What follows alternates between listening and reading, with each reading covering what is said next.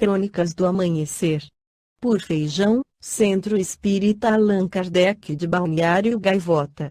Balneário Gaivota, 17 de maio de 2024. Cientistas revelam o interruptor do medo no cérebro e como desativá-lo, um avanço significativo publicado pelo PA, parte 1. Um marco significativo no estudo das neurociências foi recentemente alcançado, conforme relatado pelo Centro de Pesquisa e Análises Heráclito, PA. Uma equipe de cientistas dedicados conseguiu identificar um interruptor do medo no cérebro humano, bem como métodos para desativá-lo. O estudo, publicado pelo PA, revela a descoberta de um núcleo cerebral específico responsável pelo processamento do medo. Este avanço na compreensão neurológica representa um potencial para tratamentos inovadores em distúrbios relacionados ao medo, como fobias, ansiedade e transtorno de estresse pós-traumático. A pesquisa detalha como esse núcleo cerebral, até então enigmático, opera como um centro de comando para reações de medo, regulando a resposta emocional aos estímulos percebidos como ameaçadores. A equipe de pesquisa também explorou métodos para manipular essa região do cérebro, buscando formas de atenuar ou desativar a resposta ao medo. Esta descoberta tem implicações profundas não apenas para a neurociência, mas também para o tratamento de condições psicológicas. O estudo oferece uma nova compreensão de como o medo é processado no cérebro e abre caminho para abordagens terapêuticas mais eficazes. Na Revista Espírita de outubro de 1858, Allan Kardec esclarece sobre o mal do medo. Comunicam-nos o seguinte fato, que vem confirmar as observações feitas sobre a influência do medo. Ontem o Dr. F. voltava para casa depois de ter feito algumas visitas aos seus doentes. Numa dessas visitas haviam-lhe dado uma garrafa de excelente rum, importado diretamente da Jamaica. O médico esqueceu no carro a garrafa preciosa.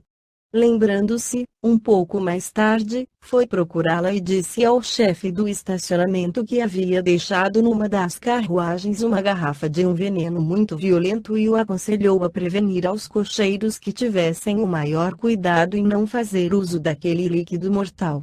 Quando o Dr. F. acabava de chegar de volta ao seu apartamento, vieram chamá-lo às pressas, pois 3 cocheiros do vizinho estacionamento sofriam dores horríveis nas entranhas.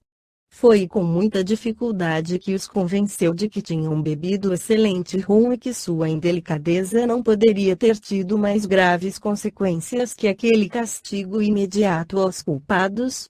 São Luís poderia dar-nos uma explicação fisiológica dessa transformação das propriedades de uma substância inofensiva? Sabemos que, pela ação magnética, pode ocorrer tal transformação, mas no caso vertente não houve emissão de fluido magnético, agiu apenas a imaginação e não a vontade. Vosso raciocínio é muito justo relativamente à imaginação. Mas os espíritos malévolos que induziram aqueles homens a cometer um ato indelicado, fazem passar no sangue, na matéria, um arrepio de medo que bem poderíeis chamar de arrepio magnético, que distende os nervos e produz um frio em certas regiões do corpo. Bem sabeis que todo frio na região abdominal pode produzir cólicas. É, pois, um meio de punição que diverte os espíritos que provocaram a realização do furto e ao mesmo tempo que os faz rir à custa daqueles a quem fizeram pecar. Em todo caso, não ocorreria morte. Não houve mais que uma simples lição para os culpados e divertimento para espíritos levianos. Assim procedem, sempre que se lhes oferece uma oportunidade, que até procuram, para sua satisfação. Nós podemos evitar isso, eu lhes afirmo, elevando-nos a Deus por pensamentos menos materiais que os que ocupavam o espírito daqueles homens. Os espíritos malévolos gostam de se divertir. Cuidado com eles.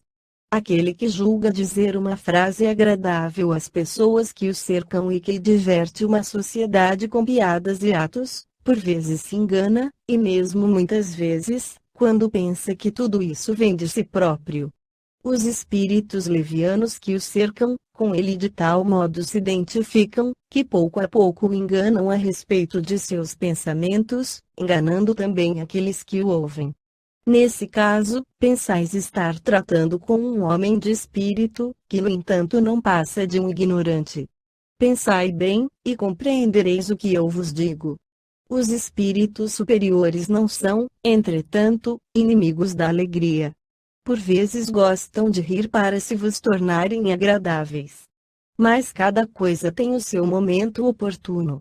Observação, dizendo que no caso relatado não havia emissão de fluido magnético, talvez não fôssemos muito exatos. Aqui aventuramos uma suposição. Como dissemos, sabe-se que transformações das propriedades da matéria se podem operar sob a ação do fluido magnético dirigido pelo pensamento.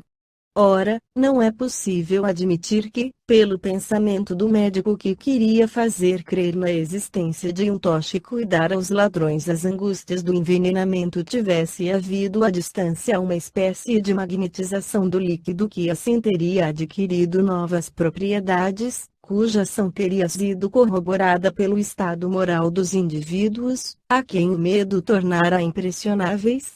Esta teoria não destruiria de São Luís sobre a intervenção dos espíritos levianos em semelhantes circunstâncias.